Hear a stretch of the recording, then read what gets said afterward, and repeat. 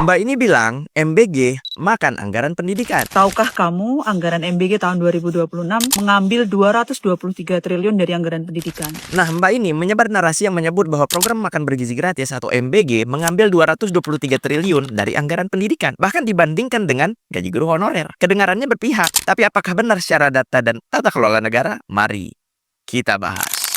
Pertama, soal anggaran nih Mbak. Berdasarkan Undang-Undang APBN tahun 2026, anggaran pendidikan enggak dipotong, justru meningkat. Tahun 2025, anggarannya sebesar 724,2 triliun. Dan tahun 2026, naik menjadi 769,8 triliun. Jadi, kalau Mbak klaim bahwa MBG mengambil ratusan triliun dari anggaran pendidikan, enggak terbukti secara fiskal. Coba dicek deh. Atau memang nggak mau ngecek. Dua, soal guru secara nasional. Struktur belanja pendidikan menunjukkan gaji guru ASN meningkat hingga sekitar 122 triliun pada 2026. Tunjangan guru ASN meningkat, tunjangan guru non-ASN juga naik, serta BOS, BOP PAUD, dan juga pendidikan kesetaraan tetap berjalan. Artinya apa Mbak? Artinya anggaran untuk guru nggak digeser oleh MBG. Ketiga nih, soal guru honorer. Sejak era desentralisasi, guru honorer berada dalam kewenangan pemerintah daerah, Mbak. Nggak tahu ya? Coba dibaca lagi. Atau tunjukkan satu aja ke saya bahwa ada aturan yang mengatakan bahwa itu adalah kewenangan pemerintah pusat. Kita harus paham, mulai dari pengangkatan hingga penggajian dilakukan melalui APBD, bukan APBN. Karena itu, membandingkan program nasional seperti MBG dengan gaji honorer yang itu kewenangan daerah, lalu menyimpulkan bahwa negara salah prioritas, presiden salah kaprah, adalah salah alamat secara tata kelola dan hukum negara. Contoh konkretnya, bisa kita lihat di Kabupaten Sumedang. Tercatat ada 1.491 guru PPPK per waktu. Sebanyak 90% lebih sudah bersertifikat pendidik, Mbak. Namun penghasilannya masih relatif rendah. Nah, guru bersertifikat